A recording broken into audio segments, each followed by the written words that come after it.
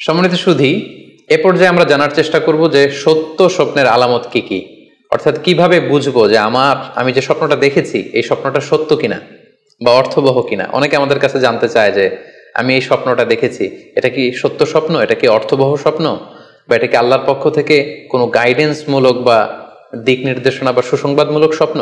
কিভাবে আমরা বুঝতে পারি? কিছু আলামত রয়েছে, কিছু নিদর্শন রয়েছে যেগুলোর আলোকে কিন্তু আমরা সহজেই বুঝতে পারি যে স্বপ্নটা সত্য কিনা। সুনানে আবু দাউদের এক বর্ণনায় আল্লাহ রাসূল সাল্লাল্লাহু আলাইহি ওয়াসাল্লাম ইরশাদ করেছেন, আসদাকুন নাসি রুইয়া আসদাকুহুম হাদিসা। যে ব্যক্তি সত্য কথা বলে বেশি, তার স্বপ্ন সত্য হয় বেশি। তাহলে সহজে আমরা বুঝলাম, আপনি যদি সত্যবাদী হন, সাধারণত আপনার স্বপ্নগুলো জেনারেলি সত্য হবে। সেক্ষেত্রে সত্য স্বপ্ন বা অর্থবহ স্বপ্ন চেনার প্রথম আলামত হচ্ছে, এই স্বপ্ন দেখে আপনার ভাল লাগবে।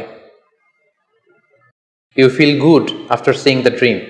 আপনি স্বপ্ন দেখার পরে আপনার খুব স্বস্তি লাগবে, আপনার ভালো লাগবে, আপনার কাছে স্বপ্নটা পছন্দ হবে, খুব ভালো লাগবে স্বপ্নটা। যদি এরকম ফিলিং হয় আপনার, তাহলে আপনি বুঝবেন এই স্বপ্নটা সত্য ছিল এবং অর্থবহ ছিল। 2 নাম্বার হচ্ছে, true dreams are very short and concise. সত্য স্বপ্ন খুবই শর্ট হয়, কনসাইজ হয়। আরবিতে যেটাকে বলা হয় ওয়াদেহা জালিয়া, খুবই শর্ট, স্পষ্ট, ক্লিয়ার এবং কনসাইজ। অনেকে রাতে অনেক লম্বা লম্বা স্বপ্ন দেখে, লম্বা এপিসোড দেখে, একটার পর একটা ঘটনা দেখতে থাকে, মুভির মতো লম্বা লম্বা ঘটনা সে দেখতে থাকে। এই জাতীয় লম্বা লম্বা ঘটনা যদি আপনি দেখে থাকেন রাতে, বা এপিসোড আকারে একটার পর একটা ঘটনা যেটার সাথে কোনো মিল নেই, এই জাতীয় স্বপ্নের সাধারণত কোনো অর্থ হয় না, এগুলো অর্থবহ স্বপ্ন নয়। অর্থবহ স্বপ্ন চেনার 3 নাম্বার আলামত বা সাইন হচ্ছে রিপিটেশন। অর্থাৎ একই স্বপ্ন যদি আপনি বারবার দেখেন তাহলে বুঝতে হবে এটা অর্থবহ স্বপ্ন, এবং এটার মাধ্যমে আল্লাহ তাআলা আপনাকে কোনো দিক নির্দেশনা বা গাইডেন্স দিতে যাচ্ছেন। আপনাকে বোঝার চেষ্টা করতে হবে যে আসলে আল্লাহ তাআলা আপনাকে কি বোঝাতে চাচ্ছেন। তাহলে 3 নাম্বার হচ্ছে রিপিটেশন। বারবার যদি কোনো স্বপ্ন দেখেন, এই স্বপ্নটা সত্য হবে এবং অর্থবহ হবে। এটা নট নেসেসারি যে আপনি একাই বারবার দেখেন। একজন মানুষ একটা স্বপ্ন বারবার দেখলে যেমনি অর্থবহ, পাশাপাশি একই স্বপ্ন যদি অনেকে দেখে তাহলে সেই স্বপ্নটাও অর্থবহ। অর্থাৎ আপনি একটা স্বপ্ন প্রায় দিন দেখেন, তাহলে বোঝা যাচ্ছে এটা অর্থবহ স্বপ্ন। অথবা একটা স্বপ্ন অনেক লোক একসাথে দেখেছে, তারপরের দিন একে অপরের সাথে শেয়ার করে বোঝা গেল যে সবাই একই স্বপ্ন দেখেছে, তাহলে বোঝা যাবে এটা সাধারণ স্বপ্ন নয়, এটা অর্থবহ স্বপ্ন, মিনিংফুল স্বপ্ন।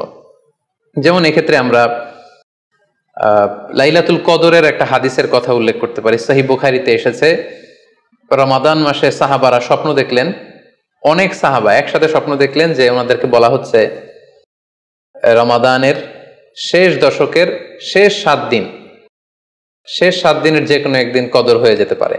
ওনারা সবাই এসে সাহাবা রিদওয়ানুল্লাহি তাআলা আলাইহিম আজমাইন আল্লাহ রাসূল সাল্লাল্লাহু আলাইহি ওয়াসাল্লামের কাছে বললেন, ইয়া রাসূলুল্লাহ, আমি স্বপ্নে দেখেছি যে বলা হচ্ছে কদরের জন্য রমজানের শেষ 7 দিনকে তালাশ করতে। আরেকজন এসে একই কথা বললো যে ইয়া রাসূলুল্লাহ, আমি দেখেছি রমজানের শেষ 7 দিনে কদর হতে পারে।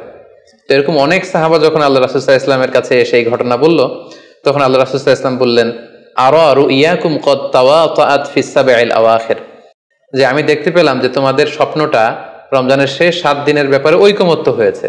একই ধরনের স্বপ্ন তোমরা সবাই দেখেছো, তাই তোমরা রমজানের শেষ দশকের শেষের 7 দিনে কদর তালাশ করো। রমজানের শেষ দশকের শেষ 7 দিনে কদর হয়ে যাওয়ার সম্ভাবনা বেশি। সেই বুখারীর এই হাদিসের আলোকে কিন্তু আমরা বুঝতে পারলাম যে একটি স্বপ্ন, একই ধরনের ঘটনা যদি অনেকে দেখে তাহলে এটা অর্থবহ।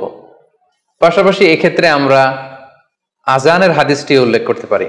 আমরা এখন নামাজের আগে যে আজান দেয়া হয়, শুরুর দিকে কিন্তু সাহাবাদের আজানের পদ্ধতি জানা ছিল না। তখন সাহাবারা আল্লাহ রাসূল সাল্লাল্লাহু আলাইহি ওয়াসাল্লামের সাথে কনসাল্ট করছিলেন যে কিভাবে আজান দেয়া যায়, অর্থাৎ কিভাবে ঘোষণা দেয়া যায় সালাতের জন্য।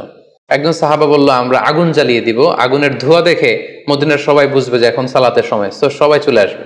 আরেকজন বলল, না, প্রতিদিন আগুন জ্বালানো এটা নিরাপদ না, বরং আমরা খ্রিস্টানদের মতো বেল বাজিয়ে দিব, একজন বেল রিঙ্গার রাখবো, যে ঘন্টা বাজালে ঘন্টার আওয়াজ শুনে খ্রিস্টানদের মতো চার্চে যেন লোকজন আসে, বাকিরা সবাই নামাজ পড়তে চলে আসবে।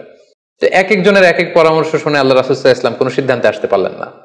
তারপরের দিন একজন সাহাবা চমৎকার একটি স্বপ্ন দেখলেন।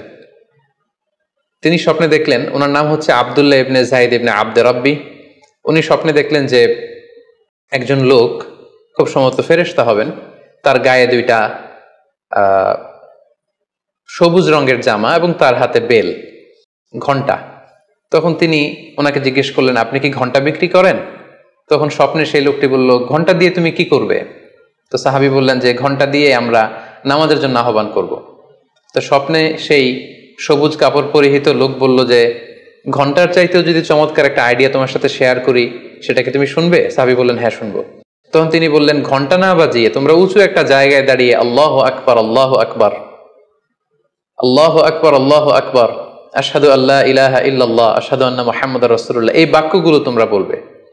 এই বাক্যগুলোর মধ্যে দিয়ে আল্লাহর বরত্বের ঘোষণা হবে, রাসূল সাল্লাল্লাহু আলাইহি ওয়াসাল্লামের রিসালাতের ঘোষণা হবে, মানুষকে চমৎকার বাক্যে নামাজের দিকে ডাকাও হবে, ফলে লোকজন নামাজেও চলে আসবে। এই চমৎকার কথা শুনে সাহাবা তো অবাক হয়ে গেলেন, ওনার ঘুম ভেঙে গেল। উনি সকালবেলা আল্লাহ রাসূল সাল্লাল্লাহু আলাইহি ওয়াসাল্লামের কাছে এসে পুরো ঘটনা শোনালেন যে একজন লোককে আমি দেখলাম হাতে ঘন্টা, আমি বললাম ঘন্টা কিনবো সালাতের আহ্বানের জন্য, তিনি আমাকে এই কয়েকটা বাক্য শিখিয়ে বললেন ঘন্টা না বাজিয়ে এই বাক্যগুলো দিয়ে আহ্বান করলে কেমন হয়। আল্লাহ রাসূল সাল্লাল্লাহু আলাইহি ওয়াসাল্লাম এই স্বপ্নের কথা শুনে তিনি অভিভূত হলেন। তিনি বললেন, তুমি ঠিকই দেখেছ, তুমি সঠিক স্বপ্ন দেখেছ। যেহেতু বেলালের কণ্ঠ খুব দরাজ, বেলালকে ডাকো, আমাদের ঘন্টাও বাজানোর দরকার নেই, আগুন জ্বালানোর দরকার নেই, বেলালকে বাক্যগুলো মুখস্থ করিয়ে দাও। বেলাল মসজিদে নববীর পাশে দাঁড়িয়ে আওয়াজ করে এই আজান দিবে, এই ঘোষণা দিবে। এই আজান শুরু হলো। বেলাল রাদিয়াল্লাহু তাআলা আনহু একটা উঁচু জায়গায় দাঁড়িয়ে আল্লাহু আকবার, আল্লাহু আকবার বলে তিনি আজান দিতে শুরু করলেন। এই বাক্যগুলো শুনে সাইয়েদনা ওমরে ফারুক দৌড়াতে দৌড়াতে আল্লাহ রাসূল সাল্লাল্লাহু আলাইহি ওয়াসাল্লামের কাছে আসলেন। এসে বললেন, ইয়া রাসূলুল্লাহ, বেলাল এই বাক্যগুলো কোত্থেকে শিখেছে? গত রাতে তো আমি দেখেছি যে আমাকে একজন লোক বলেছে যে তোমরা এই বাক্যগুলোকে ব্যবহার করে লোকজনকে সালাতের জন্য আহ্বান করো। আল্লাহ রাসূল সাল্লাল্লাহু আলাইহি ওয়াসাল্লাম শুনে অবাক হলেন। অর্থাৎ ওই সাহাবী ঠিক যেমন স্বপ্ন দেখেছেন, ইসলামের দ্বিতীয় খলিফা সাইয়েদনা ওমরে ফারুক রাদিয়াল্লাহু তাআলা আনহু উনিও একই স্বপ্ন দেখেছেন। তার মানে একই স্বপ্ন যদি একাধিক লোকজন দেখে থাকে, সেটা যেমনি অর্থবহ, আবার আপনি একাও যদি একটি স্বপ্ন বারবার বারবার দেখেন, সেটাও অর্থবহ। আমরা আজান যে কিভাবে ইন্ট্রোডিউস হলো মুসলিম কমিউনিটির মধ্যে, এই হাদিসের আলোকে বুঝতে পারি যে কোনো স্বপ্ন আপনি বারবার দেখলে বা অনেকে একই স্বপ্ন দেখলে সে স্বপ্নটা অর্থবহ হবে।